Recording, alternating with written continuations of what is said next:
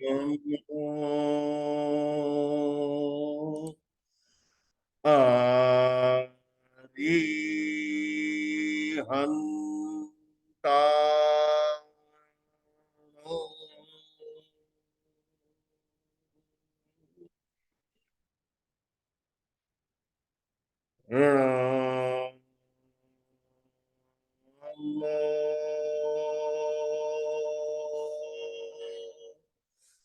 सिद्धा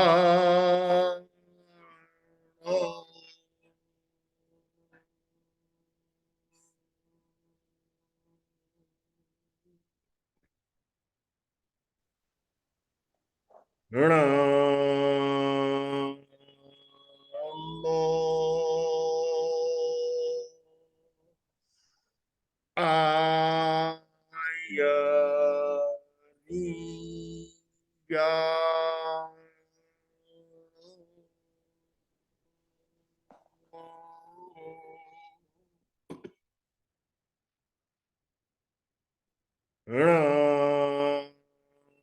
नमो ओवज्झाया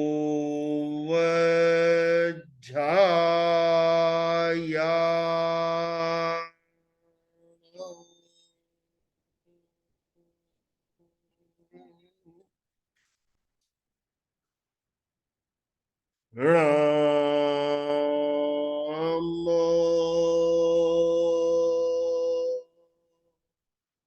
lo e sawasa guna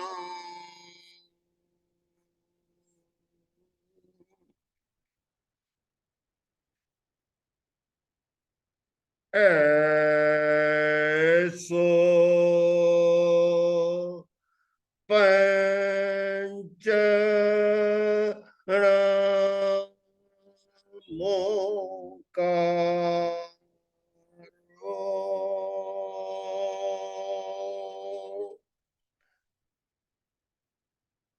सर्व पावपना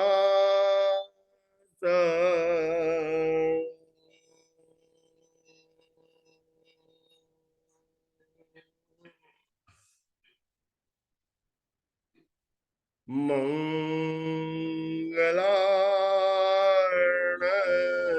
च सर्वेसिं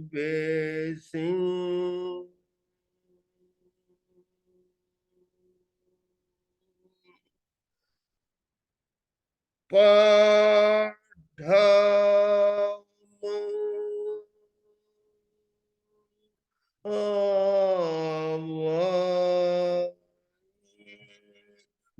मंगल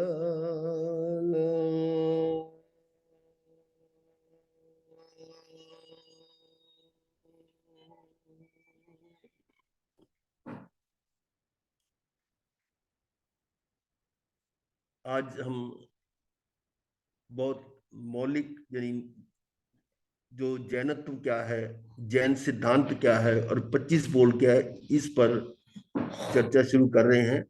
तो सर्वप्रथम आपने इस नवकार मंत्र का स्मरण किया, तो मैं समझता हूं कि जो पहले पुराने श्रोता हैं वो तो काफी ज्ञान अर्जित कर चुके हैं, पर ये वाला जो कार्यक्रम है ये विशेषकर नए के लिए है और पुरानों के लिए भी ये पुनरावलोकन हो जाता है और कई चीजें और क्लियर हो जाती हैं।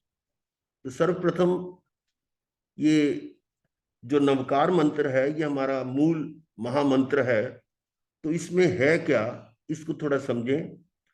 नमो अरिहंतानंग, इसका अर्थ क्या है? नमो का अर्थ होता है नमस्कार, अरिहंतानंग, अरिहंतों को नमस्कार। ये बात लगभग बहुत से जानते होंगे कि अरिहंतों को नमस्कार करते हैं, जो नए श्रोता हैं उनके लिए कह रहा हूं। लेकिन अरिहंत का वास्तविक अर्थ क्या है? अरि कहते हैं शत्रु को, अरि शत्रु, और हंत जिन्होंने इनको समाप्त कर दिया है, जिन्होंने शत्रुओं को नष्ट कर दिया है, वो अरिहंत हैं। तो इतनी सी बात से फिर हम उनको नमस्कार करते हैं, तो इसका अर्थ भी कोई गहरा होना चाहिए। कहते हैं ना कि नवकार मंत्र तो 14 पूर्व का सार है, तो एक एक अक्षर में बहुत कुछ ज्ञान भरा पड़ा है। तो अरि का मतलब शत्रु जो है, वो शत्रु किसको कहते हैं, शत्रु की परिभाषा क्या है, इसका अर्थ क्या है। शत्रु हम उसे कहते हैं जो हमारे प्राणों का घातक हो, प्राणों की हानि करने वाला हो, उसको हम शत्रु मानते हैं। अब फिर प्रश्न होता है कि प्राण किसे कहते हैं। प्राण यानी तरह की शक्ति, और हमारे इस शरीर की इस प्रकार की 10 शक्तियां हैं। कितनी हैं? 10 शक्तियां, यानी 10 प्राण हैं।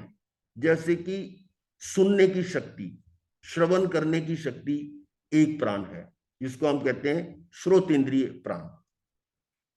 इसी प्रकार से देखने की शक्ति चक्षु इंद्रिय प्राण, सूंघने की शक्ति घ्राण इंद्रिय प्राण, और चखने की, स्वाद अनुभव करने की जो शक्ति है, स्वाद लेने की शक्ति, ये रसना इंद्रिय बल प्राण हुआ। और स्पर्श करके ये गर्म है, ये ठंडा है, हल्का, ये भारी है, ऐसा ज्ञान जिस इंद्रियों से होता है वो स्पर्श इंद्रिय, उसका जो प्राण है वो स्पर्श इंद्रिय बल प्राण। तो ये 4 5 जो हैं इंद्रियों के अनुसार हैं, यानी कान, आंख, नाक, जीवा और स्पर्श। इसी प्रकार से मन से मनन करने की शक्ति है, ये मन बल प्राण हुआ। वचन से बोलने की शक्ति वचन प्राण। ऐसे ही काया से चलने फिरने की शक्ति वो काया प्राण हुआ। तो 8 हो गए। इसी प्रकार से श्वास लेने और छोड़ने की शक्ति, ये भी प्राण है। श्वास अगर शक्ति ना हो तो श्वास नहीं ले सकते, और आजकल तो वेंटिलेटर पे लगा देते हैं, और ये भी एक शक्ति है। और एक 10वीं शक्ति है आयुष्य प्राण। अब ये क्या है, इसके लिए आप ये समझें कि हम जब पूर्व भव से यहां इस भव में आए, तो इस भव में कितनी आयु है ये पूर्व निर्धारित है। जितनी भी आयु है, मान लो 100 साल की आयु है, तो 100 साल में जितने खर्च हो चुके हैं वो तो व्यय हो चुके, जो शेष बचा हुआ वो भी प्राण है। यानी 100 में से मान लो 80 निकल गए तो 20 आयुष प्राण हुआ। तो ये 10 प्राण हैं। इन प्राणों की जो हानि करे वो शत्रु है। अब यहां पर सवाल ये होता है कि वो प्राण जो प्राणों की हानि करने वाला शत्रु, वो किसका शत्रु, मेरा शत्रु है या शरीर का शत्रु है? क्योंकि ये प्राण जो है वो शरीर के हैं, मेरे नहीं है। ये जानना आवश्यक है। ये प्राण शरीर के हैं, मेरे नहीं है, मैं तो आत्मा हूं। ये लगभग सभी जानते हैं, और हम इस पर और भी चर्चा करेंगे कि जब वो मेरे शरीर के प्राण हैं, मेरे नहीं हैं, तो मेरा उनको हानि करने वाला मेरा शत्रु नहीं हो सकता। मेरा शत्रु कौन होगा? जो मेरे निज प्राणों की, यानी आत्मा के प्राणों की हानि करे, उसको हम शत्रु मानते हैं। अब फिर प्रश्न होता है कि आत्मा के भी प्राण हैं। ये तो आप लगभग सभी जानते, जो मेरे सामने श्रोता सुन रहे हैं, कि आत्मा के, यानी आत्मा के भी प्राण हैं। कितने हैं जरा? हाँ, विपिन जी बता, 4 4 प्राण हैं। तो 4 प्राण कौन से हैं? ज्ञान, दर्शन, सुख और वीर्य, ये 4 प्राण हैं। अब पूछे ज्ञान क्या है? ज्ञान का अर्थ है जानना, और जानना तो हर जीव जानता है। छोटे से छोटा कीड़ा मकोड़ा ये भी जानता है, पेड़ पौधे भी जानते हैं, सुख दुख अनुभव करते हैं। तो ज्ञान तो सबके पास है। परंतु उस ज्ञान को हम ज्ञान कब कहेंगे? जब वो सही हो। जो स्वयं को तो जानता नहीं और पर को अपना जानता है, ये ज्ञान सही नहीं है, इसको हम कहते हैं अज्ञान। जो स्वयं को नहीं जानता और पर कोई नहीं, शरीर आदि को अपना जानता है, ये अज्ञान है। ये हमारे ज्ञान का शत्रु है। जो मेरा ज्ञान गुण है वो किससे बाधित हुआ? अज्ञान से। तो ये मेरा शत्रु नंबर 1 है, अज्ञान। यानी इसको हम आगे अब समझेंगे कि अज्ञान को हम ज्ञानावरणीय कर्म से भी जोड़ देते हैं। यानी शत्रु नंबर 1 ये है। फिर दूसरा मेरा गुण है आत्मा का, वो है दर्शन। दर्शन का मतलब है देखना। किसको देखना? स्वयं को स्वयं रूप में देखना, ये तो दर्शन है। लेकिन स्वयं को तो देखना नहीं, और पराये को अपने रूप देखना, यानी शरीर को समझे मैं शरीर हूं, ये इस प्रकार का, यानी उस शरीर को ही अपना देखना, अपने रूप देखना, ये अदर्शन है। दर्शन का विलोम अदर्शन, यानी दर्शनावर्णीय कर्म का प्रभाव है। तो ये दूसरा शत्रु है, दर्शनावर्णीय कर्म या अदर्शन। पहला अज्ञान, फिर अदर्शन। और इसी प्रकार से तीसरा गुण हमारा आत्मा का है सुख। ये आत्मा का गुण है, आत्मा का गुण है। तो सुख, आप कहेंगे सुख तो हमें बाहर नजर आ रहा है, ये इंद्रियों में, शरीर में, ये सारा परिवार, धन संपत्ति, सब में सुख नजर आ रहा है, ये सुख है, बाहर नजर आ रहा है। परंतु वो एक सुख की झलक है, सुख का आभास है। वास्तव में सुख तो आत्मा में है, जिसका हमने अनुभव ही नहीं किया। वो पुरानी कहावत याद होगी आपको कि बुढ़िया की सुई गुम हुई थी और बाहर ढूंढ रही थी। तो बच्चों ने पूछा कहाँ गुम हुई थी, तो सुई तो अंदर अंधेरे में कोठरी में थी, वो ढूंढ रही है बाहर। तो इसी प्रकार से हम भी सुख जो आत्मा का गुण है, वो आत्मा में ना ढूंढते हुए हम बाहर, यानी शरीर में, इंद्रियों में, धन संपत्ति में, सब बाहर ही ढूंढ रहे हैं। ये हमारी अज्ञानता है, यानी मेरे सुख गुण की हानि है, सुख को वास्तव में अनुभव किया ही नहीं। और ये जो सुख है, ये सुख क्षणिक है। जो भी सुख आपको प्राप्त हो रहा है, उससे पूर्व आपने दुख सहा, तभी वो स्थिति आई। और जब आप सुख का अनुभव कर रहे हैं, उस समय भी आपको ये भय है कि ये कोई सुख छीन ना ले, तो दुख तो वहां भी है। और जब वो सुख का समय समाप्त हो जाता है, तो फिर उसके बाद तो फिर दुख है। अर्थात जो सुख आप सुख मान रहे हैं, उससे पहले भी दुख है, उस समय भी दुख है, और बाद में भी दुख है। तो ये सुख कैसा? ये हमारी भ्रमणा है कि हम बाहर सुख ढूंढ रहे हैं। वास्तव में सुख तो आत्मा का गुण है, और जो एक बार उसका अनुभव कर लें, तो फिर आप कहीं भी और कहीं जाने की जरूरत नहीं है। अनुभव कैसे करेंगे? जब हम बाहर से हटेंगे। तो ये जो आत्मा का अनंत सुख है, ये आत्मा का गुण है। और हमने उस सुख को इग्नोर करके बाहर ढूंढना शुरू कर दिया कि शरीर सुख देता है, इंद्रियां सुख देती हैं, धन सुख देता है, परिजन सुख देते हैं, मंत्र तंत्र सुख दे, देवी देवता सुख, ये सब सुख हम बाहर ढूंढ रहे हैं, जबकि सुख अंदर है। और भगवान तो ये कहते हैं कि कोई किसी को सुख दुख दे ही नहीं सकता, ये तो अपने स्वयं का है, स्वयंकृत कर्मों का फल है। तो ये तीसरा प्राण था सुख। पहला ज्ञान, फिर दर्शन, फिर सुख। और चौथा प्राण है वीर्य। वीर्य अर्थात शक्ति। और ये शक्ति जो है, अनंत शक्ति आत्मा में है। और हम उस शक्ति का उपयोग कहां कर रहे हैं? आत्मा में तो नहीं कर रहे, हम तो बाहर ही कर रहे हैं, शरीर में। पूरे संसार में जो आज तक हमने किया है, आज इस जन्म में क्या, पूर्व जन्मों में, अनंत जन्मों में, उस शक्ति का उपयोग हमने शरीर आदि के लिए किया कि शरीर से सुख मिले, उसी में उपयोग किया। और इस प्रकार से वो वीर्य की भी, शक्ति की भी हानि हो रही है। वो किसके कारण? ये अंतराय कर्म कह ले।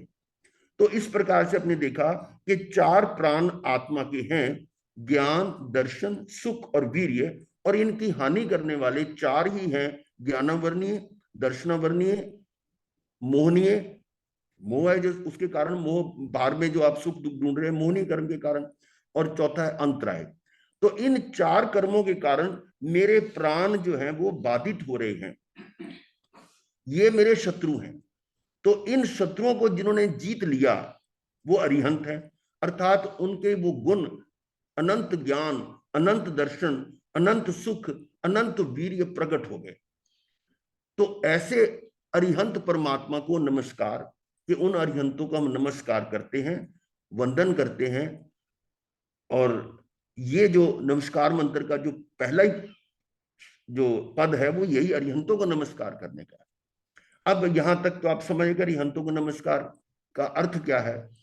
फिर अब ये पूछेंगे कि अरिहंतों का नमस्कार करने से हमें क्या मिलता है। अब परमात्मा, अरिहंत परमात्मा स्वयं बताते हैं कि वो किसी के, यानी कर्म को कम अधिक आगे पीछे नहीं कर सकते। अर्थात वो कुछ देते नहीं है, उन्होंने सब कुछ छोड़ दिया। और इस अवस्था में क्या आपको कुछ दे सकते हैं? तो फिर उनको नमस्कार मैं क्यों करूं? ये बच्चे पूछ सकते हैं। उत्तर आपके पास होना चाहिए कि नमस्कार करने का हमारा भाव क्या है। उससे हमें प्रेरणा मिलती है कि वो जो अरिहंत परमात्मा हैं वो पूर्व में मेरे जैसे ही थे। जैसे मैं अनंत काल से, अनादि काल से जन्म मरण कर रहा हूं, वो भी ऐसे कर रहे थे। तो उन्होंने अपने इन शत्रुओं को जीत लिया, वो अरिहंत हो गए, तो मैं भी तो हो सकता हूं। और वास्तव में मैं हूं, क्योंकि मेरे आत्मा के साथ वो गुण तो अनादि काल से है, अनंत काल तक रहेंगे। मात्र इतना अंतर है कि उसके ऊपर आवरण आए हुए हैं। उन आवरणों को उन्होंने हटा लिया। तो मेरा नमस्कार करने के पीछे भाव यही है कि जैसे उन्होंने हटाया तो मैं भी तो वैसे हटा सकता हूं। तो दृष्टि अपने आप पर, आत्मा पर जाए कि मैं अरिहंत ही हूं, मैं परमात्मा हूं। और ये प्रेरणा कहां से मिली? उन अरिहंतों से। इसलिए अरिहंत को नमस्कार करने का ये हमारा ध्येय है कि हम वैसे ही हैं, और हमें ये बल मिलता है कि जैसे वो कर सकते तो मैं भी कर सकता हूं।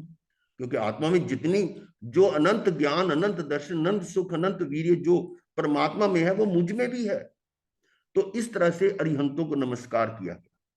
तो ये पहला पद है, अरिहंतों को नमस्कार। दूसरा है नमो सिद्धानंद, सिद्धों को नमस्कार। तो सिद्ध परमात्मा और अरिहंत परमात्मा में अंतर क्या है कि जो अरिहंत परमात्मा है उन्होंने चार अपने जो घाती कर्म थे, जो उनके प्राणों की हानि करने वाले थे, उनको समाप्त कर दिया है। परंतु चार अघाती कर्म उसमें है नाम, गोत्र, आयुष्य और वेदनीय कर्म। इसकी डिटेल हम 25 बोल में भी करेंगे, पहले सिर्फ इंट्रोडक्शन के रूप में बता रहा हूं कि ये 8 कर्म में से 4 कर्म तो अरिहंतों ने समाप्त कर लिए, लेकिन 4 जो शेष हैं उनके कारण अभी वो शरीर के साथ हैं। और जब वो कर्म भी समाप्त हो जाते हैं तो शरीर रहित होकर वो सिद्ध परमात्मा या निर्वाण को प्राप्त कर लेते हैं। तो अर्थात अरिहंत और सिद्ध में अंतर केवल इतना ही है कि अरिहंत परमात्मा शरीर सहित हैं और सिद्ध परमात्मा शरीर रहित हैं। दोनों ही निर्मल आत्मा है, क्योंकि जो आत्मा के शत्रु दोनों के समाप्त हो चुके हैं। तो इनको नमस्कार करने के पीछे भी यही है कि जैसे मैं हूं ऐसे ही सिद्ध हैं, जैसे सिद्ध है वैसे ही मैं हूं। तो उनसे भी प्रेरणा इसी प्रकार से ली जाती है। इसी प्रकार से नमो आयर्यानंग, आर्य का मतलब होता है आचार्य, आचार्यों को नमस्कार। आचार्य क्या है कि जो समस्त जो साधु वर्ग है उनका संचालन, उनके संचालक हैं। और देखा जाए तो दो ऊपर के जो पद हैं, अरिहंत और सिद्ध परमात्मा, इस समय हमारे समक्ष नहीं है। तो उनकी अनुपस्थिति में, उनके अभाव में आचार्य ही हमारे अरिहंत तुल्य हैं। तो वो हमें ज्ञान, आचार्य का वैसे अर्थ होता है जैसे स्कूल के अंदर प्रिंसिपल होता है, अध्यापक होते हैं, उसके ऊपर एक जो संचालन करने वाला होता है। इसी प्रकार से आचार्य भी वैसा ही निर्वहन करते हैं, और वो स्वयं भी उसका पालन करते हैं, दूसरों से भी उसका पालन करवाते हैं। तो आचार्यों को नमस्कार का अर्थ है कि हम आचार्यों जैसे गुण वो भी मुझ में हैं और मैं भी वैसा ही हूं। और एक तरह से वो अभी वीतरागी बने नहीं हैं, लेकिन वीतरागी सम कहे जाते हैं। अधिकतर वो वीतरागता की ओर अग्रसर हो चुके हैं। अपने राग द्वेषों को, यानी अनंतानुबंधी तो शुरू में ही खत्म हो जाता है जब ये उनको ज्ञानवान होता है, और फिर अप्रत्यख्यानी प्रत्यख्यानी संज्वलन सा रहता है, और उसमें भी वो धीरे धीरे और कम होते होते वो वीतराग तक की ओर बढ़ रहे हैं। तो हम उनको वीतरागी ही कह सकते हैं।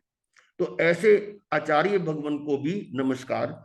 इसी प्रकार से उपाध्याय भगवंतों को नमस्कार। उपाध्याय हैं जो पढ़ाते हैं, मतलब ज्ञान दान देते हैं, आगमों का रहस्य बताते हैं कि इनका आगमों का रहस्य क्या है, इनके शब्दों का अर्थ, और जो शंकाएं होती हैं उनका निवारण करते हैं।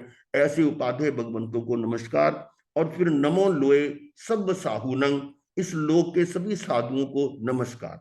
साधु किसको कहते हैं? ये तीनों पद जो है ना, आचार्य, उपाध्याय और साधु, सब ये एक साधु से ही निकले हुए हैं। साधु की तीन तरह की कोटि हैं। तो साधु जो है वो निर्ग्रंथ जिसको कहते हैं, जिनकी ग्रंथियां नहीं है, ग्रंथि का मतलब परिग्रह नहीं है, जिन्होंने सब कुछ छोड़ दिया है। और परिग्रह में दो तरह का परिग्रह आता है, एक होता है आभ्यंतर परिग्रह, एक होता है बाह्य परिग्रह। बाह्य परिग्रह में तो जैसे जमीन, मकान, खेत वस्तु, हिरण्य स्वर्ण यानी ये धातुएं वगैरह, और धन धान्य, धन यानी संपत्ति वगैरह, और धान्य यानी अनाज आदि। और इसी प्रकार से दो पद चौपद, ये दो पद वाले, चार पद वाले, ये इस तरह के जो परिग्रह है। और इस प्रकार से अन्य वस्तुओं का, ये 9 प्रकार के बाह्य परिग्रह हैं। और भीतर आंतरिक जो अभ्यंतर परिग्रह भी हैं वो हैं 14। उसमें सबसे बड़ा परिग्रह है मिथ्यात्व, अज्ञान।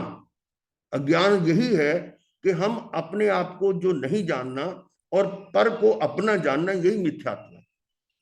इस शरीर आदि को अपना माना हुआ है, ये मिथ्यात्व। और इस मिथ्यात्व के कारण ही बाकी के सारे पाप इसके साथ लगे हुए हैं। ये 18 पापों में 18वां पाप मिथ्यात्व है, लेकिन इसके कारण ही सारे मिथ्यात्व, सारे पाप हैं। तो मिथ्यात्व के कारण ही राग, द्वेष, ये क्रोध, मान, माया, लोभ, ये चारों कषाय इसके साथ आ जाते हैं। मिथ्यात्व है तो क्रोध, मान, माया, लोभ, 4 ये हो गए, तो 5 हो गए।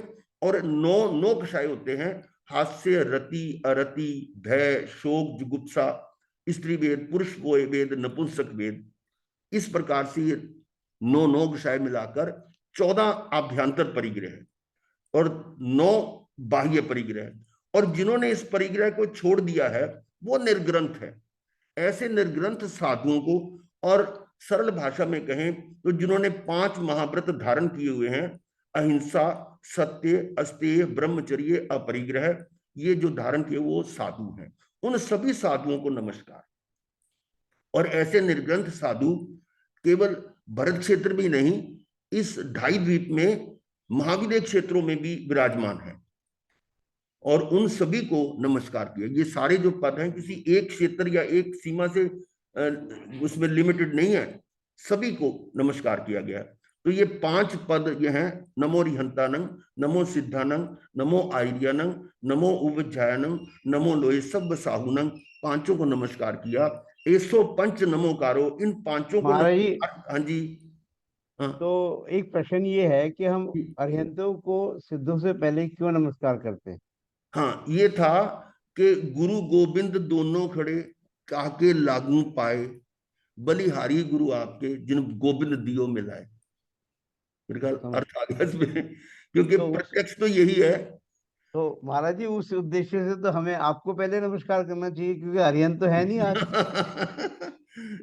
मतलब ये अरिहंतों की इसलिए भाव रखा हुआ है। समझ गया। तो 105 नमोकारो, ऐसे 5 को नमस्कार करने से सब पावप नाशनो, सब पापों का नाश हो जाता है। अब यहां पर थोड़ा सा सोचना पड़ेगा कि क्या जो पहले के पाप हैं वो खत्म हो जाएंगे इनको नमस्कार करने से? ये थोड़ा स्थूल समझ लेते हैं कि भाई नमस्कार मंत्र पढ़ने से मेरे सारे पाप नष्ट हो जाएंगे।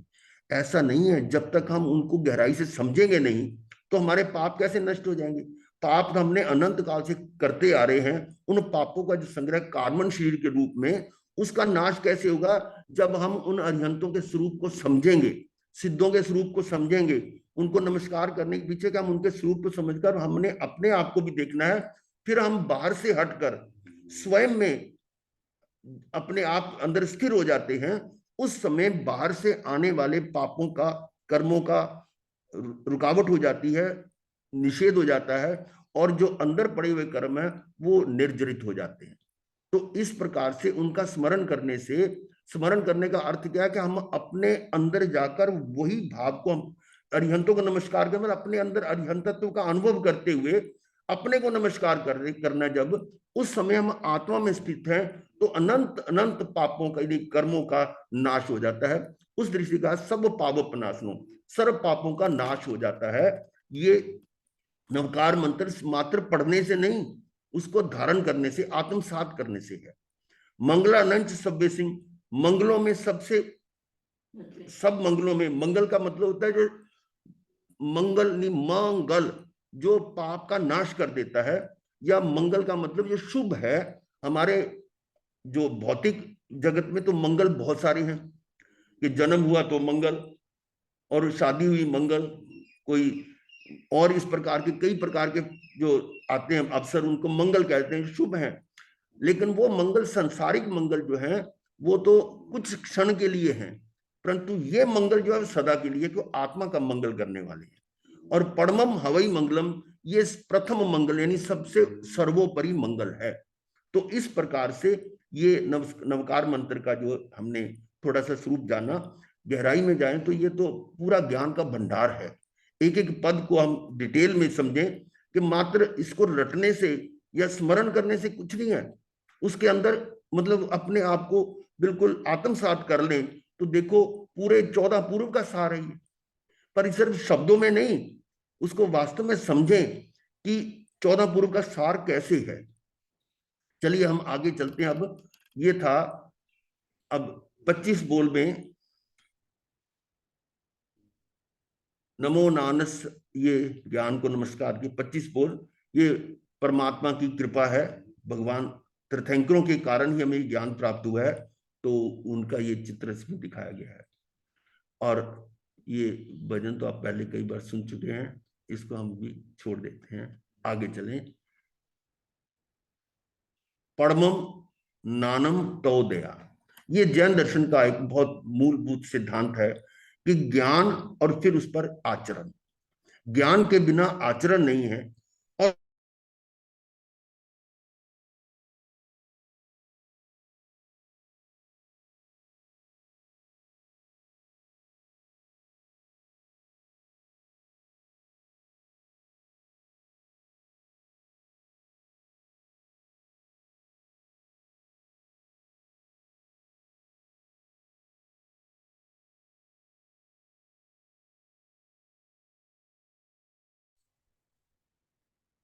अच्छा,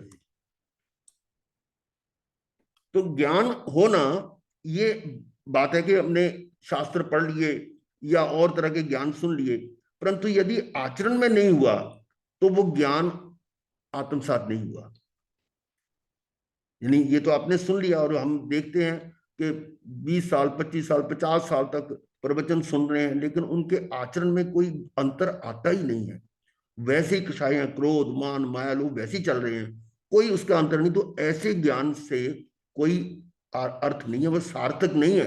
तो ज्ञान की सार्थकता किसमें है? जब वो आचरण में आए। तो आचरण में आना ये जरूरी है।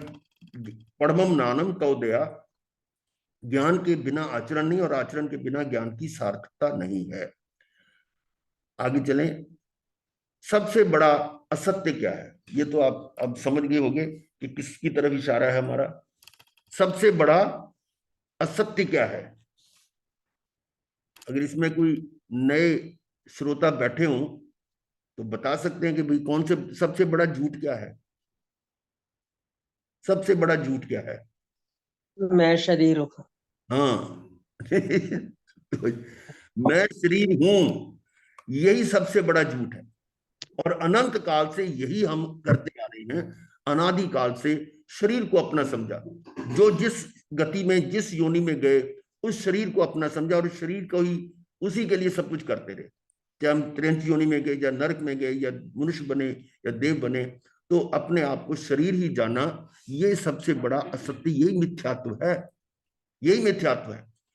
और इसी को, शरीर के साथ सारा संसार आ जाता है।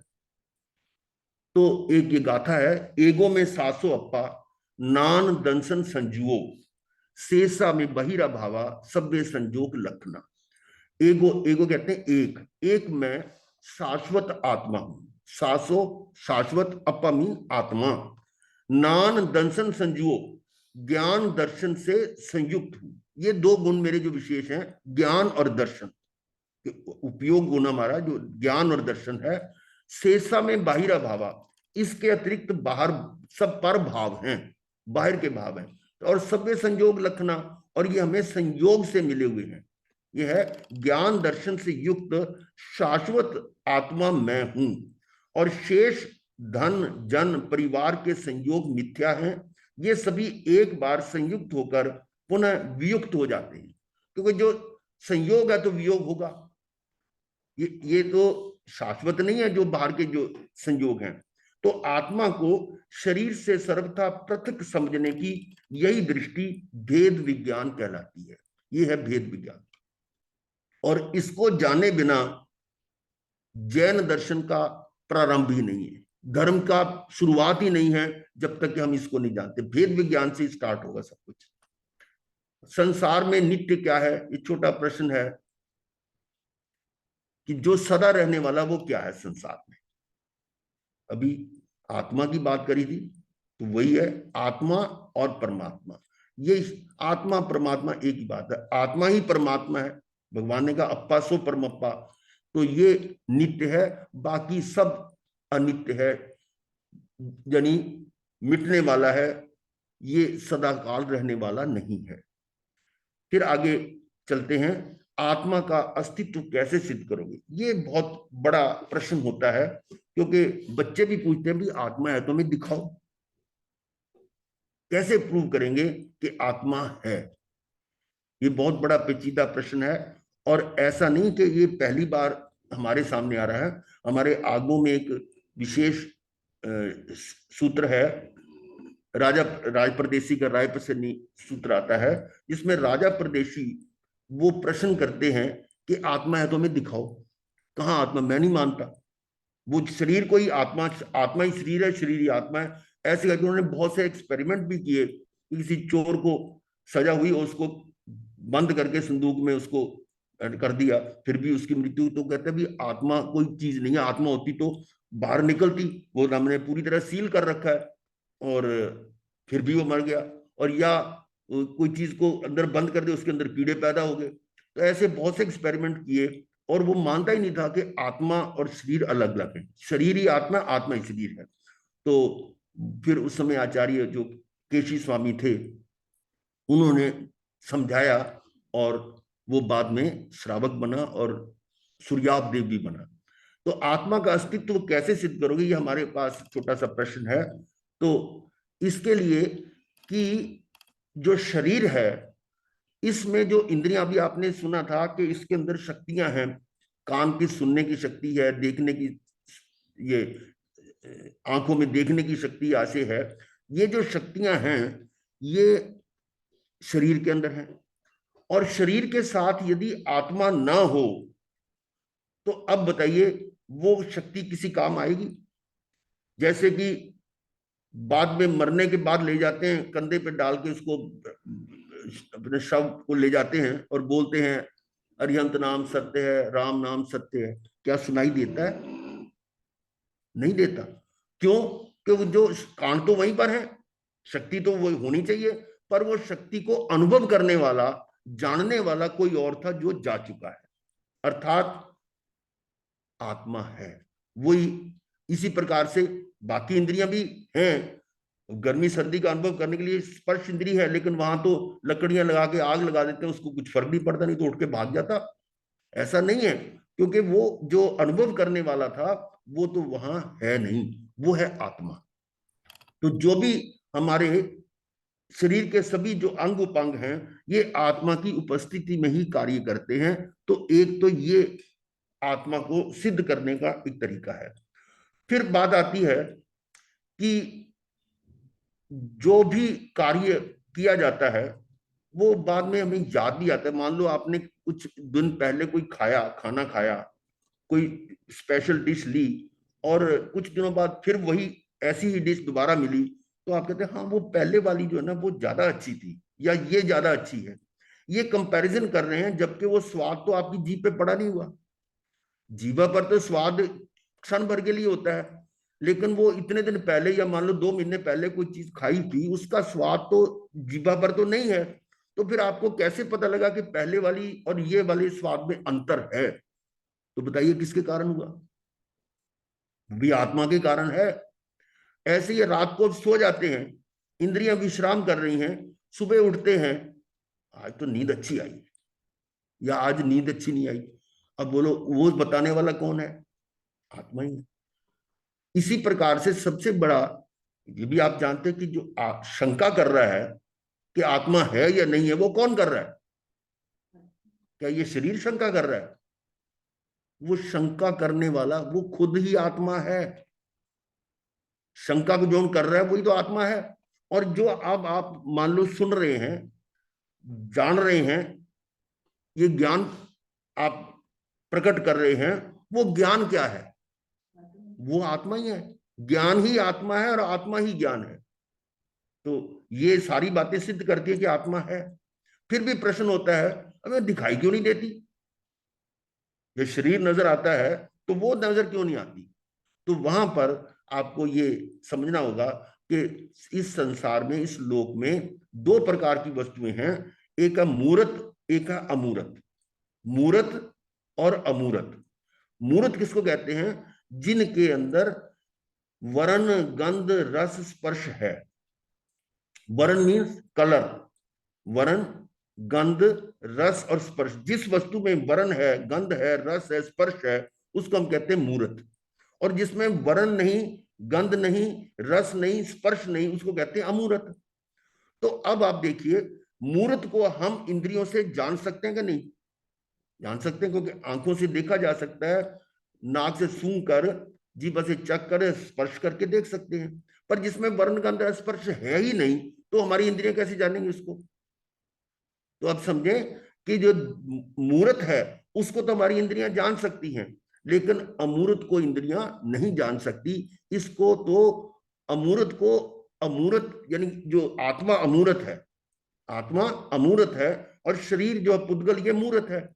तो शरीर को तो हमारी इंद्रियां जान सकती हैं, परंतु आत्मा जो अमूर्त है उसको इंद्रियां नहीं जान सकती। उसको तो उसके ज्ञान गुण से ही जाना जा सकता है।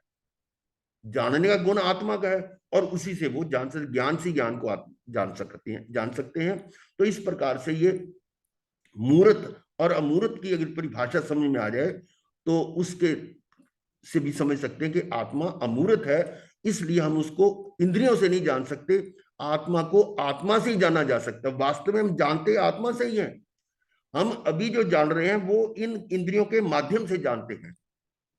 ये जो ज्ञान है ये बाहर का ज्ञान है, लेकिन वास्तव में जो अंदर जो हो रहा है, जो हमारा ज्ञान ही ज्ञान रूप में परिवर्तित हो रहा है, उसको जानना वो ज्ञान है। तो ये कुछ मतलब इस प्रकार के तर्क थे जिससे हम सिद्ध कर सकते हैं कि आत्मा का अस्तित्व है, आत्मा है। मेरे ख्याल समझ में आ गया होगा सबके। और महाराज जी एक बात बताएं, हम शरीर और इंद्रियों को अलग अलग संबोधित क्यों करते हैं? उनको एक क्यों नहीं मानते हैं? शरीर, और इंद्रियों, जो हाँ हमारी शरीर, पांच इंद्र। शरीर में सब कुछ ऐसा है। किसी एक वस्तु को जानने के लिए उसको खंड खंड करना पड़ता है ना, कि ये शरीर के ये पार्ट्स हैं। तो वो है, पूरी शरीर के अंदर तो सारी चीज आ गई। मन, वचन, काया में सब कुछ आ गया, शरीर में आ गया। तो उसके अंग हैं, ये अंग उपांग है। शरीर के सभी अंग उपांग जो है ना वो शरीर के हैं। और वो आत्मा की उपस्थिति में कार्य, ये था हमारा आत्मा का अस्तित्व कैसे सिद्ध करोगे, और ये एक बात होगी। अब इसके बाद है कि पूर्व जन्म की धारणा कैसे सिद्ध करोगे। ये तो समझ में आ गया कि आत्मा है, ये मान लिया। अब ये श्रोता कहता है कि ये तो मैंने मान लिया, चलो आत्मा है, पर आत्मा पहले नहीं थी, ये नहीं मैं मानता। वो क्या कहते हैं कि ये शरीर जब बना तो साथ ही वो उसके अंदर एनर्जी, ऊर्जा आ गई, वो आत्मा है। यानी पांच तत्व मिले, उसके अंदर ऊर्जा आ गई और वो शरीर काम कर रहा है। और जैसे ही पांच तत्व बिखर गए, वो शरीर खत्म हो गए। तो ना तो पहले आत्मा थी, ना बाद में है, ना पूर्व जन्म, ना पश्चात जन्म। खाओ पियो मौज करो, ये सिद्धांत बहुत सारे लोगों का है। वो नहीं मानते पूर्व जन्म है। तो पूर्व जन्म की धारणा कैसे सिद्ध करोगे, ये एक प्रश्न है। इसमें आप देखेंगे कि जो पैदा हो रहे हैं, मनुष्य ले लो, कोई तो राजा महाराजा घर पैदा हो रहा है ऐशो आराम में, और कोई सड़कों पर फुटपाथ पे पैदा हो रहा है। तो कोई तो पूर्ण अंग है, कोई अपंग है, कोई निरोगी और कोई कोढ़ी है, कोई सुखी या कोई दुखी है, कोई गोरा है कोई काला है, कोई बुद्धिमान है कोई बुद्धू है। ऐसे अनेकों अंतर हैं। इन मनुष्यों में पैदा होते ही ये अंतर क्यों है? जन्म लेते ही ऐसा उनके अंदर भेद क्यों है, उसका कारण बताएं। तो उसका कारण तो बताते हैं कर्म है। जब पैदा हुए तो वो कर्म है, और वो कर्म पैदा होने से पहले के हैं या बाद के हैं? पहले के हैं, अर्थात पूर्व जन्म है। तो इस तरह से जन्म के समय जीवों में भिन्नता देखने में आती है। इसका कारण पूर्व जन्म के कर्मों की भिन्नता है, अतः पूर्व जन्म है। और ये जिनको पूर्व जन्म याद आ जाता है, जाति स्मरण ज्ञान से भी पता लग जाता है, या ज्ञानी केवली जो वो तो जानते ही हैं हमारे पूर्व जन्म हम क्या थे क्या नहीं थे उनके, या इस तरह से कुछ जब ये ज्ञान हो जाता है तो हमें ये तो निश्चय हो जाता है कि पूर्व जन्म है। तो पूर्व जन्म है तो उससे पूर्व भी है। ये पूर्व जन्म है तो उससे पूर्व जन्म भी होगा ना, और पूर्व जन्म से पहले भी है, तो इसका मतलब अनंत काल से हम जन्म मरण कर रहे हैं। तो अब ये 25 बोल जो है उसमें कुछ विशेष जो पारिभाषिक शब्दों का वर्णन आता है। तो ये 25 बोल में ये 25 बोल क्या है? गति किसको कहते हैं? कितनी गतियां हैं? जाति किसे कहते हैं? जातियां कितनी हैं? काय किसे कहते हैं? कितनी काय हैं? इंद्रियां 5 हैं, पर्याप्तियां 6 हैं, प्राण 10 हैं, जिसका थोड़ा सा वर्णन अभी हमने किया था। शरीर 5 है, ऐसे योग 15 है, उपयोग 12 है, कर्म 8 हैं, गुण स्थान 14 है, विषय जो इंद्रियों के विषय हैं 23, विकार 240 हैं, मिथ्यात्व 10 प्रकार के बताए गए, ऐसी तत्व 9 है। तत्व 9 भी हैं और 7 भी बताते गए जगह। तो आत्मा 8 है, दंडक 24 है, लेशिया 6 है, दृष्टि 3 और ध्यान 4, ये बोल 19 तक हुए। और फिर द्रव्य 6, राशि 2, व्रत 12, महाव्रत 5, भाग्य 49, चरित्र 5। इस प्रकार से 25 बोल हैं। इन पर हम अलग अलग बोलों पर चर्चा करेंगे। ये हमारा 25 बोल का शुरुआत हो रही है। तो उसमें सबसे पहले गति शब्द आता है। गति आत्मा का एक शरीर को छोड़कर दूसरे शरीर में जाना गति कहलाता है। दूसरे शरीर में जाना के दूसरा शरीर धारण करता है। एक शरीर तो ये छोड़ दिया और अगले जन्म में जो शरीर उसको धारण किया तो उसको शरीर में जाना ऐसे व्यवहार में कह सकते हैं, लेकिन शरीर धारण करता है वो, तो वो गति है। गति का जो हमारा पढ़ते हैं ना साइंस में, गति किसको कहते हैं? जब उसका डिस्टेंस चेंज हो रहा हो, किसी स्टेशनरी वस्तु से उसका जो डिस्टेंस है वो अगर हर समय बदल रहा है तो हम कहते हैं गति में है, और वो डिस्टेंस चेंज नहीं हो रहा तो उसको हम कहते हैं वो स्थिति में है, रेस्ट और मोशन। लेकिन वो गति का अर्थ यहां नहीं है। यानी ये है कि एक योनि से, एक भव से निकलकर दूसरे भव को ग्रहण करना, ये गति कहलाता है। और जीव अपने किए हुए कर्मों के अनुसार एक गति से दूसरी गति में परिवर्तित होते हैं। किसके कारण? अपने कर्मों के कारण। यहां पर यह बात स्पष्ट है कि कोई और ऐसा सुपर पावर नहीं है जो हमारे को किसी एक गति से दूसरी गति में ले जाता हो। ये हमारे स्वयंकृत कर्मों का ही फल है। मेरे कर्मों के अनुसार ही वो गति बनती है और उसके अनुसार मैं जाता हूं। इसको और डिटेल में हम आगे देखेंगे। और इस प्रकार से जीव कभी मनुष्य, कभी देवता, कभी त्रेंच और कभी नारक बनता है। और कितने काल से जन्म मरण हो रहा है कि जब पूर्व जन्म आपने सिद्ध कर दिया तो पूर्व जन्म से पहले भी पूर्व है, उससे पहले भी, उससे पहले भी, तो अनंत काल से जन्म मरण हो रहा है कि नहीं? और ऐसा करके इस लोक, अब फिर आता प्रश्न कि लोक का मतलब, लोक बहुत विशाल है। ये जो जिस दुनिया को हम जानते हैं ये तो एक कण के बराबर भी नहीं है पूरे लोक के। इतना बड़ा विशाल लोक है, और उस लोक में एक परमाणु जितना स्थान भी नहीं है जहां पर हमने अनंत बार जन्म मरण नहीं किया। अनंत बार, इसका मतलब हर गति योनि में गए हैं, पर आज तक हमने इसको समझा ही नहीं और उसके दुख को भी नहीं समझा। हम तो कहते ठीक है अनंत बार हुए, अनंत बार फिर चल जाएंगे। कहते तुम पाप कर रहे हो, नरक में जाना, अरे अनंत बार गए ना तो और चले जाएंगे, क्या फर्क पड़ता है? हमने कभी इसको दुख को दुख जाना ही नहीं कि जन्म मरण ही दुख है, और उस जन्म मरण से छुटकारा पाने के लिए हमने सोचा भी नहीं कभी। तो ये जो है अनंत काल से हम इन पूरे विशाल लोक में जगह जगह भ्रमण कर रहे हैं और हर गति योनि में गए हैं, हर प्रकार के शरीर धारण किए हैं। तो अब ये इसका एक ये प्रश्न आ रहा है कि संसार में कुछ प्राणियों को यह ज्ञान नहीं होता कि मैं किस दिशा से आया हूं, किस दिशा से आया हूं। दिशा का मतलब पूर्व, पश्चिम, उत्तर, दक्षिण, और बीच के कोण, ईशान कोण, वायव्य कोण वगैरह, ये फिर उनके बीच की दिशाएं, फिर ऊपर नीचे, ऐसे करके कितनी दिशाएं हो सकती हैं। तो कौन सी दिशा से आया हूं नहीं जानता। और फिर मेरी आत्मा जन्म धारण करने वाली है अथवा नहीं, ये जन्म मैं आगे कहां जाऊंगा, ये भी प्रश्न है। और मैं पूर्व जन्म में कौन था, और मैं यहां से आयुष पूर्ण करके अगले जन्म में क्या होऊंगा। ये कुछ प्रश्न हैं जो हमारे 32 आगम स्थानिक वासियों के माने जाते हैं। उनमें से प्रथम आगम आचारांग सूत्र है। तो आचारांग सूत्र के एक भाग को पहले अध्याय में, पहली गाथा में यह प्रश्न उठाया गया। पहला ही अध्याय और पहले ही गाथा में कि मैं कौन हूं, कहां से आया हूं, यह प्रश्न उठाया गया। तो इन प्रश्नों का उत्तर यदि मिल जाए तो हम जैन दर्शन का मूलभूत सिद्धांत समझ सकते हैं कि किस दिशा से आया।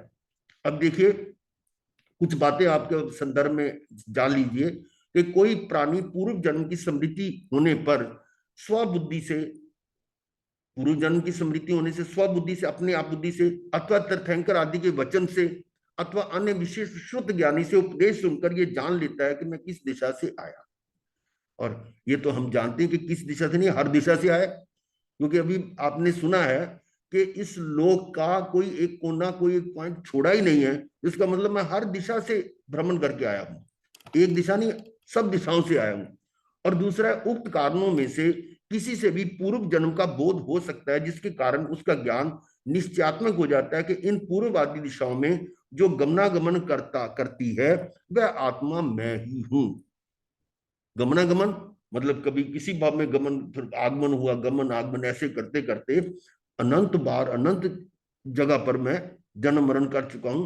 और वो जन्म मरण करने वाला, जो गमनागमन करने वाला, वो कौन है? वो मैं हूं। जैसे एक कोई मकान बदलते हैं ना, मकान किराए पे लिया, फिर वो छोड़ा, दूसरे पे चले गए, फिर तीसरे पे चले गए। तो मकान बदलने वाला, मकान तो वहीं का वहीं है, बदलने वाला जो मकान तो बदला, लेकिन वो जो बदलने वाला है वो मैं हूं। यानी मैंने इस प्रकार से मकान की जगह शरीर बदले, कि शरीर अलग अलग धारण किए, पर उन अलग अलग शरीरों को धारण करने वाला कौन है? वही मैं हूं। सो हम, यानी जो इन अनंत गति योनियों में, अनंत काल से विभिन्न गति योनियों में भ्रमण कर रहा था, वो भ्रमण करने वाला मैं हूं। सो हम, मैं हूं, वो आत्मा मैं हूं। फिर आगे चलते हैं।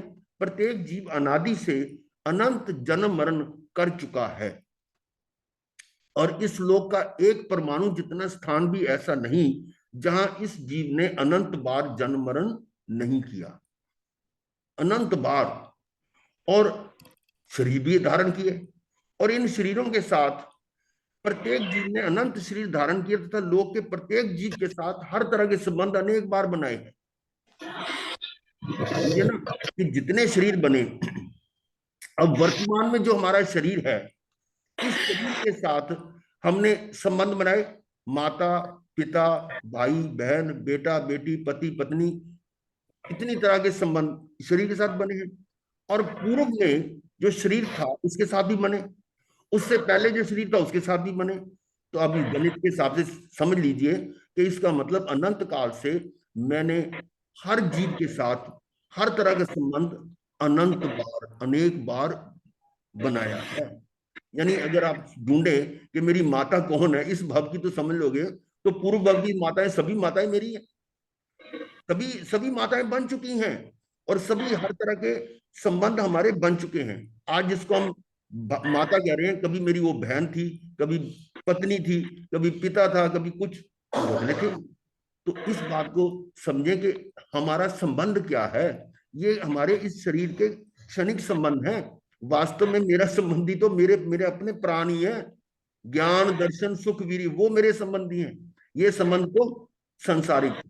तो ये बात ही, इस प्रकार प्रत्येक जीव ने अनंत शरीर धारण किए, तथा लोक के प्रत्येक जीव के साथ हर तरह के संबंध अनेक बार बनाए हैं। अब इससे समझ सकते हैं जैन दर्शन कितना विशाल है कि हमारा तो कोई अन्य है ही नहीं, वसुदेव कुटुंबकम। और इस सभी संबंध शरीर के हैं, आत्मा का तो कोई संबंधी नहीं है। मेरे शाश्वत संबंधी कौन है? ज्ञान, दर्शन, सुख और वीर्य, और उसको मैं भूला पड़ा हूं। तो ये था। और फिर ये बात आई थी कि लोक में हमने अनंत बार जन्म, तो लोक है क्या? ये 14 राज्य लोक है। राज्य क्या होता है? आज हम एक्चुअली थोड़ा उसकी भूमिका बना रहे हैं 25 बोल की, लेकिन ये भी आवश्यक है क्योंकि कुछ शंकाएं फिर बाद में आ जाती हैं। तो ये 14 राज्य लोक, यानी ऊपर से नीचे तक 14 राज्य है। अब प्रश्न होता है कि राज्य किसको कहते हैं? भाई, आपको लंबाई नापने के लिए किलोमीटर्स होते हैं, इतने किलोमीटर, यहां से ये दिल्ली से पंजाब लुधियाना ये कितनी दूर है, कितने किलोमीटर है, किलोमीटर में नापते हैं।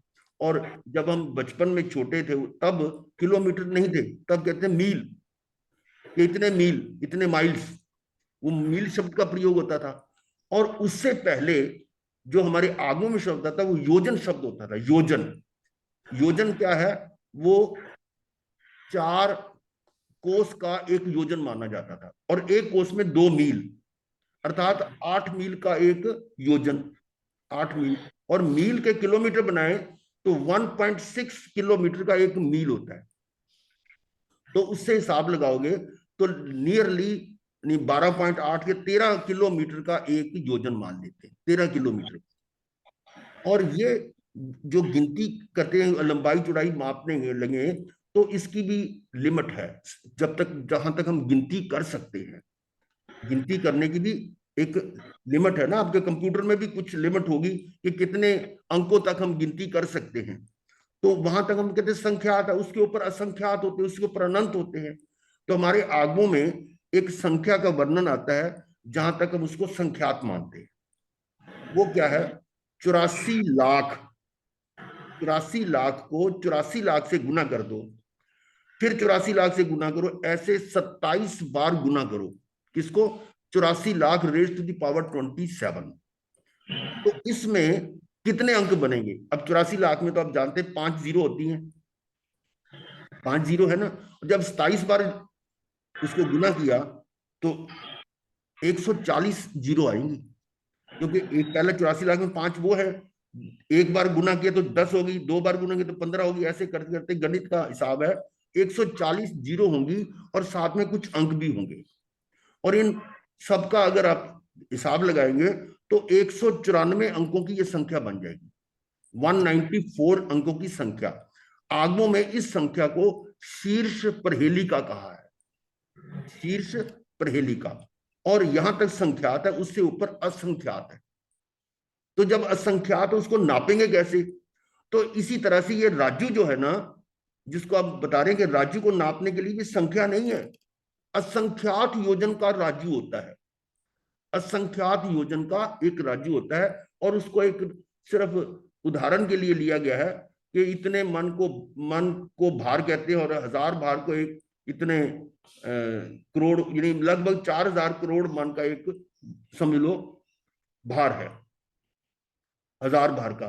और इतना बड़ा भारी गोले को कोई देवता ऊपर से फेंके और ऊपर से नीचे आने में समय लगता है, और वो 6 महीने 6 दिन 6 पैर 6 घड़ी तक लगातार चलता रहे, तो जितनी दूरी तय करेगा वो एक राज्य है। कल्पना कीजिए ये राज्य कितना बड़ा है। ठीक है, तो ये जो था लोक, ये यहाँ जो बीच की धरती है जहां पर हम बैठे हुए हैं, ये एक राज्य चौड़ी है, और ऊपर से नीचे ये 14 राज्य है। इतना विशाल लोक है। और ये जो जम्बूद्वीप दिखाया गया है, ये जहां हम जम्बूद्वीप के कुछ अंश में हम हैं। ये जम्बूद्वीप क्या है? गोल धरती ऐसे है, और जिसका ये डायमीटर, ये पूरब, ये पश्चिम, ऊपर उत्तर और नीचे दक्षिण, ऊपर से नीचे ये 1 लाख योजन है। कितना है ये? 1 लाख योजन। और इसके सेंटर में मेरू पर्वत है, ये लाल रंग का जो है ना, 10,000 योजन इसका डायमीटर है। इस मेरू पर्वत के सेंटर में है, और ये ऊपर नीचे ये इसका जम्बूद्वीप का भाग है। और इसके अगर हम 190 हिस्से करें तो 190वां हिस्सा जो नीचे जो है ना, ये वाला पोर्शन जहां मेरा पॉइंटर चल रहा है, ये जो एक लाइन लगी हुई है, ये समझ लीजिए कि नीचे वाला पोर्शन 190वां हिस्सा है। किसका? 1 लाख योजन का। 1 लाख योजन को 190 से डिवाइड करेंगे तो ये अंक आएगा 526 से 6/19। इतनी चौड़ाई का ये क्षेत्र है जिसके नीचे समुद्र है। ये नीले रंग की जो लाइन दिखाई गई है, ये समुद्र है। और इस समुद्र की चौड़ाई 2 लाख योजन है। और ऊपर ये जो लाइन लगाई गई, ये पर्वत है, चुल हिमवान पर्वत। इस पर्वत के नीचे और समुद्र के ऊपर जो बीच का भाग है, ये भरत क्षेत्र है। तो आप समझ लीजिए जम्बू द्वीप का कितना छोटा सा अंश है।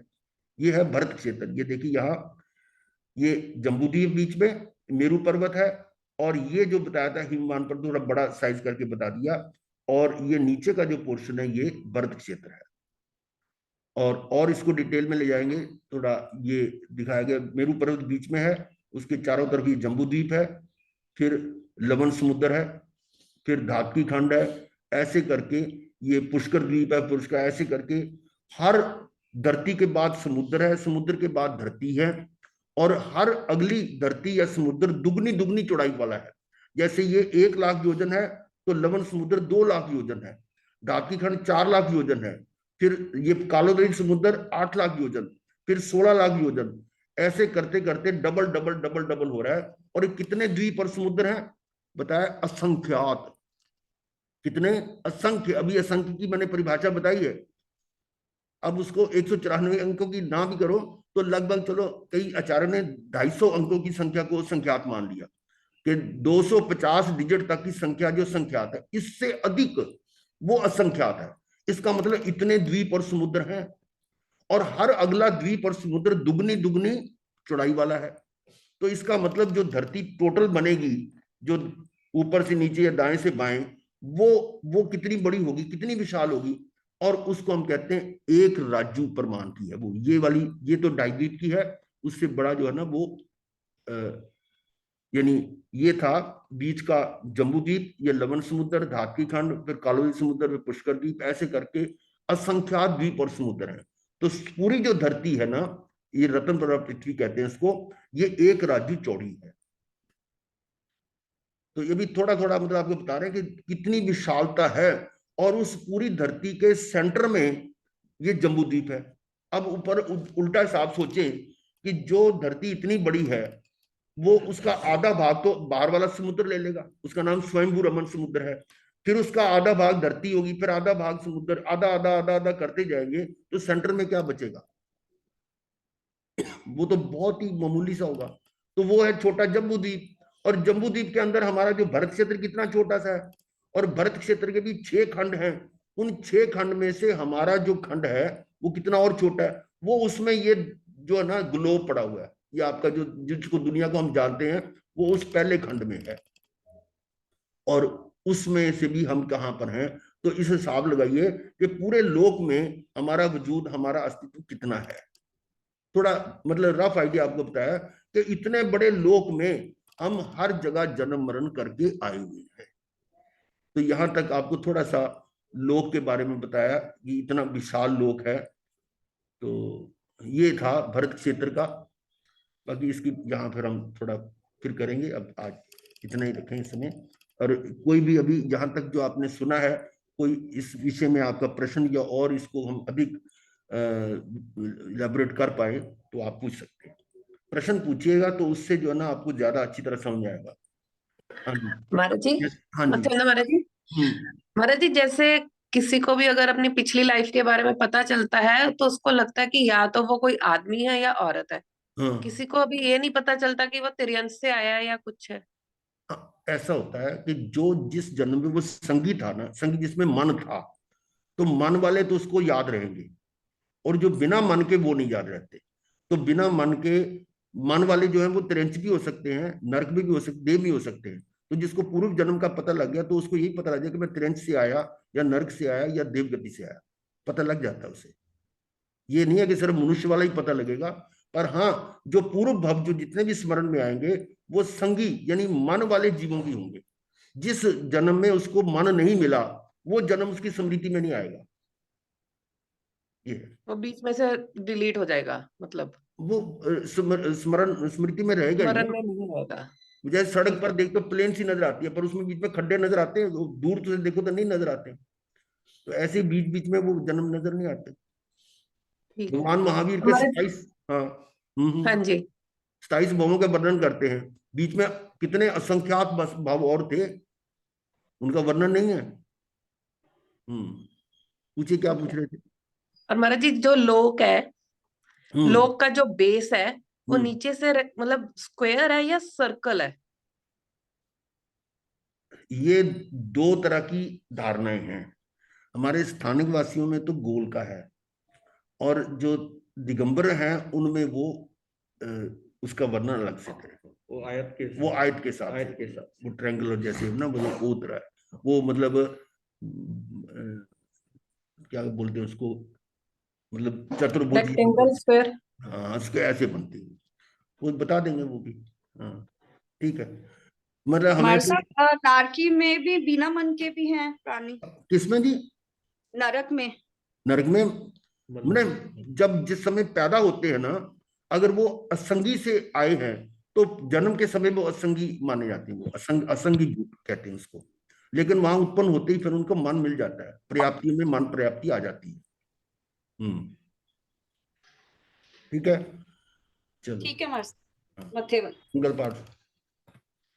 नमो अरिहंतानं नमो सिद्धानं नमो आयुर्वेदं नमो बुद्धानं नमो वैशसाहुमं चतारि मंगलम अरिहंता मंगलम सिद्धा मंगलम साहु मंगलम केवली करतु धम्म मंगलम चतारि लोकत्मा अरिहंता लोकत्मा सिद्धा लोकत्मा साहु लोकत्मा केवली करतु धम्म लोकत्मा चतारि शरणं प्रवज्जामि अरिहंते शरणं प्रवज्जामि सिद्धे शरणं प्रवज्जामि साहु शरणं प्रवज्जामि केवली पनत्तम धम्मम शरणं प्रवज्जामि हरिहंता जी का शरण सिद्धा जी का शरण साधुओं का शरण केवली प्रभु धन का शरण चार शरण शुभ करने मंगल करने सदा हे मंगल। मथे बंदा महाराज जी। मूल वंदा में